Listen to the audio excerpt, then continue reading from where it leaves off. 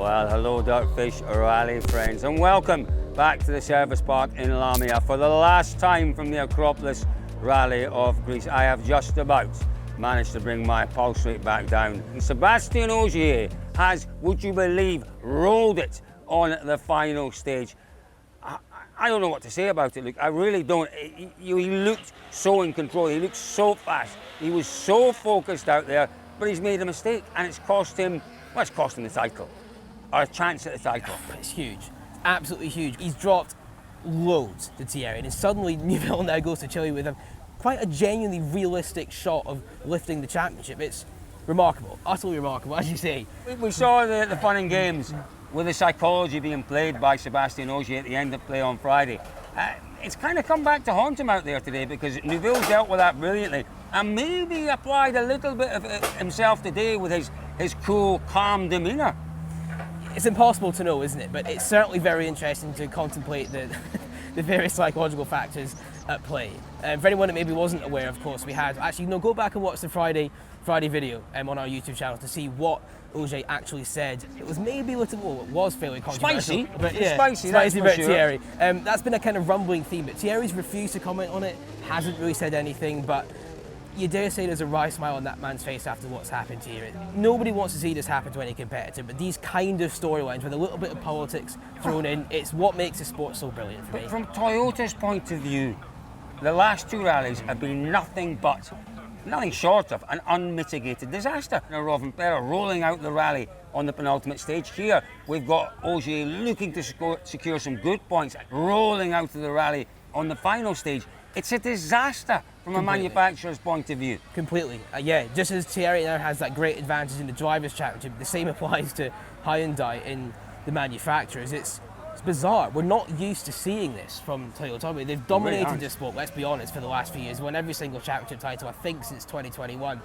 So for them to be on the back foot in both, not just massively one. on the back foot. Yeah. You're on the back foot, and they're just bouncing backwards right now. They just keep going backwards. I should have joined him there, shouldn't I? You should have done. I should have done for the I am effect. astonished. I am astonished at that. With the resource, with the knowledge, with the ability, with the characters they've got within that team, it is, well, it's self-imploding right now. I would not want to be in that team doing the end-of-year review in front of Toyota-san in Japan, because there's a lot of explaining to do there, and there's going to be a lot of head-scratching and soul-searching. They've made some fairly interesting decisions this year. Not many of them have worked out. We picked up a puncture pretty much straight away, not even, I think, a K-in or something. Next corner, couldn't brake and just went off the road. Still, I take responsibility of that. I see on my dash straight away puncture, but in this moment I believe there is, a bit of frustration of all the effort I put into this race, and see that it's all goes away in a matter of seconds, and I have to stop to change the wheel. But yeah, again, my mistake to don't stop straight away and change this puncture. I will still be there in the next 3 events. I've taken this engagement for the team, so for sure I will be present and continue to give my best. So our rally winner, Thierry Neuville, goodness me, first on the road. The man who can't win from first on the road, who only cries being first on the road. He showed some, not just class, we know he's got class, we know he's got ability, we know he's got pace. He showed beautiful decorum, beautiful dignity this weekend, and it paid off for him. He's come through massive points haul. Obviously Ogier with that problem in the final stage. Tanak's had his problems. Elvin Evans hasn't looked as if he's in the game at all. He is the man that walks away, Thierry Neuville, on cloud 9. He's just about up there with those Greek gods, halfway up that mountain towards the summit, and, shaking hands with the gods of all things sport-wise here in Greece. Was that a little bit hyperbolic? I don't know what to add to that, to be honest. But I think that is genuinely how he will be feeling. He would have been happy this weekend anyway, regardless of what happened to Ogier on the Paris stage. But I think the phrase we're looking for is he's got the last laugh here. After all that stuff that happened in the media, Thierry will, he'll be very, very satisfied about this. It's huge. Utterly huge. His first victory since Monte Carlo. I know it doesn't mean quite as much as it used to with the way points make championships now, but yeah, just the best impossible result for him. He could not have asked for anything better, and he does deserve it. Yes, he maybe got more fortunate, you could argue, than others with less punctures, but he also didn't take the risk to put himself in a position. He didn't push as hard as the others. He just constantly kept building, creeping up the positions, like I think he's done all year. I think that's genuinely become a very strong suit of Thierry. He's both recognised the benefit of the new point structure by going fast on a Sunday, but on the rest of the rally, particularly when it's rougher like here, he knows he can just play himself in and pick up positions, and he's ended up with, just the perfect result. It's unbelievable. It has been a crazy weekend all the time. Since the wreck here, I was really concerned about the roughness of the rally, how we could get through. However, I knew that we needed a different approach than some of the other drivers, just to try and get through, try to keep that advantage we have in the championship for the last remaining rounds. And obviously that objective and target has been the best, as we've seen with a victory at the end. No punctures all weekend, with a smart drive and a good team result as well. And winning here from first on the road for a driver that apparently doesn't know how to do that, not bad, is it? Yeah, I can only smile. I don't know what to say. Maybe a word for Seb as well. Obviously, was pushing hard today, made the mistake. It's different battling, Seb. You've done lots of battles over the years. I guess, how sorry are you for him for what happened today? I mean, we all do mistakes, and mistakes are part of our job. We are driving on a fine line all the time, and it can happen. We clearly were not driving on the limit all weekend long. We didn't have any moment and any surprise, and just keep all four wheels all the time on the road, and that has paid off. Some other drivers had to take a bit more risk, and they've probably taken too much. That's part of the game. Do you know what, guys? We've really enjoyed seeing your comments on the Ogier against Neuville battle. Whose side are you on? Are you Team Neuville? Are you Team Ogier? What do you think of the psychology that's being applied by Sébastien Ogier? Is it fair? Is it right? Keep commenting. Keep the debate going. We'd love to read those comments as the week progresses. It certainly keeps us entertained when there's no rallying around. Zoe Tanak. Another one who was right there, maybe with a chance of the title, didn't go his way. He looked really strong, didn't he? He did. Through Friday here. Looked really strong, really confident. 2 punctures in more or less the first half of the opening stage on Saturday. Just knocked the stuffing out of him. Yeah, it was a bit of a sickener for him, wasn't it? But I think championship-wise, this is where it gets very interesting for me, because we talked about Elvin and the fact he still has a mathematical shot. It's obviously up the road from Elvin, so of course still does, but we know Hyundai is, of the two teams, more likely to impose team orders. We spoke to Cyril on Friday, and he's kind of deliberately not trying to say too much, as you can understand, doesn't want to give away too much, maybe hasn't decided when he's going to do it, but we are getting to a point of the year now where I think that you might have to play a support role. It's a big gap to make up. Playing the support role. I wouldn't like to be the one that has to go and say, look, you know, you've been going for the championship, and now is the time. You're here to support Thierry. And then you turn and you run. But I agree with you. I totally agree with you. I think the other thing is, does Neuville need supporting? Neuville has carried that team for so many seasons. He carried the team to 2 manufacturer championships. Does he need supporting? I'm not sure he does, the way things are going.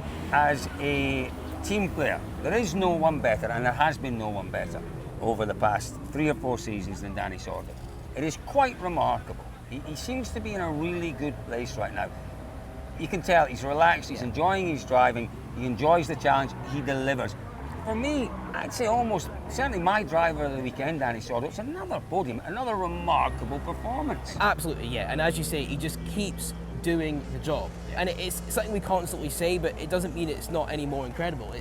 They can always rely on him. And we still don't know what his future's going to be. We don't know where he might be. We do know if he's going to be anywhere, it'll be Hyundai, but we don't know if he'll be driving next year at all, which would be a massive shame. And you could argue quite risky from Hyundai. Because I think it's hugely risky. You bring somebody like him in, even without so much regular seat time. He's not driven in WRC since June, I don't think. He's come in here and he does the job. Yeah, it took him one stage. He lost quite a lot of time in the opening stage, and then he was there or thereabouts. So where you want your third driver to be, I have to say, Cyril Abiteboul, we thought was leaning towards a full-time third driver for next year, a rally or 2 ago. I think he's wavering.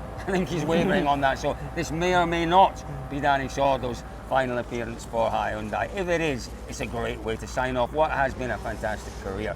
Let's talk then, Luke, about our other two Toyota drivers, Elfyn Evans and Taka-san. I reckon we start with Evans. Evans was the man who at the start of this event was still in the championship. Yeah, he was a bit of an outside chance. He was still in the championship.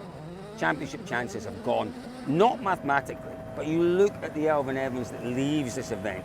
You look at the lack of confidence, the lack of pace, the lack of ability to respond to a situation where it required a push today on the Sunday. We just never saw it. And you'd have to say, he does not look, sadly, like he is capable of being champion this year. No, and I think lack of confidence is actually a very good phrase to use to describe Elfyn at the minute. We saw him at the end of the Paris stage. He looked genuinely quite down. He did. And lost. And that's a word we've used, again, quite a lot with Elfyn. One of the big issues I have right now is that, the team needs him. The team needs him. Ogier needs him. They needed him today. They need him today to get ahead of the Fords, to get ahead potentially of one or two of the Hyundais. And it just wasn't there. Even though Ogier needed it, more importantly, the team needed it. The pace, the ability to push, to commit, to take the risks, it wasn't there. If I'm in charge of that team, and I have to say I'm not quite sure who's in charge of that team, is that a bit controversial? Possibly. I don't know. Not too bad. But if I was in charge of that team, I would be pulling my hair out. I'd be pulling my hair out at Taka-san. He's there as a factory point-scoring driver this year, and he doesn't quite seem to get the requirements of that role. No, it's difficult to know what to say because it's a recurring theme now, isn't it? We know that he's got speed. He's shown that on plenty of occasions now. Again, this rally, I can't remember where he was exactly, but he was second. Well, he was second when he went off. He was sitting very high up the leaderboard. So another mistake. Yes, it wasn't really a huge error this time, but it still was an error. Well, what about M Sport Ford? Do you know what? It was a weekend that promised so much. Friday lunchtime, Adrien Fourmaux in a very strong position, looking super confident and really, really quick. It all went downhill from there, though, Luke, didn't it? Fourmaux came back and sounded confident and looked half decent, but with Fourmaux's problems, with Munster's problems, not a great weekend for them. No, not the weekend they would have hoped. And as you said, it looked so good for Fourmaux after the first three stages. He was, I think, only 6 seconds off the leader at that point, who was Ogier. And yeah, just got essentially caught out. I think nibbled a little bit too much on a corner, hit some bedrock, and the car was damaged. He couldn't do it. Munster's mistake was more strange, I think. I've not seen it so many times, but it's harder to understand. But again, for him, not the kind of thing he wanted to be doing. He's told us that his target is to try and show more pace. He did do a bit of that, but he does need to keep showing that if he's going to lift the pace, he can still make it to the end of the rallies. The shining light in the M Sport team this weekend was Jordan Serdaridis, the return of Jordan. He's a gentleman driver. Don't worry about his times. Don't worry about where he finished.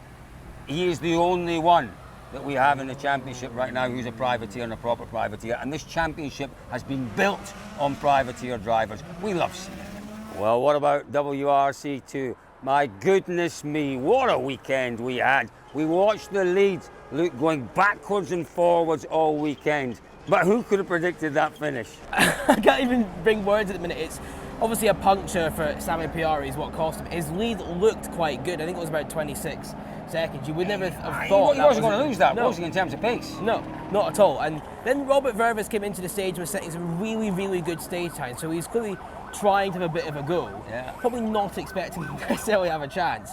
Then all of a sudden Piari has his problem. And to finish on the exact same 10th of a second. Let us know if that's ever happened before. We don't think it's happened. Not at the top level, not in WRC or WRC2. For me, it was the most incredibly committed final stage from Piari. It was a front left puncture, I believe, wasn't it? But his commitment through the last, certainly half of that stage, was quite astonishing. He wins on countback. Just explain how that happens. Yeah, so basically, in this scenario where they have tied, it comes down to whichever of the two drivers who are in that tie break was quickest on the first stage of the rally. Neither actually won the stage, but it's about who of the two of them was faster. Samuel was quicker than Robert on stage 1 on Friday, which means he gets the win. Agonising for Robert Vervis, who never won a WRC2 event before, so to lose out by essentially nothing is just cool. Incredible. Real quality, though, a great weekend for Piari. He is still very much in the hunt for the WRC2 title this year. Real, potential for Vervis. He looks better and better. Looks like potentially the real deal. And what about Johan Roussel? Well, he picks up good points for the podium place. He tells us it's very difficult to work out the exact position in WRC2. I'm going to believe Roussel. He says he is still very much in the championship hunt.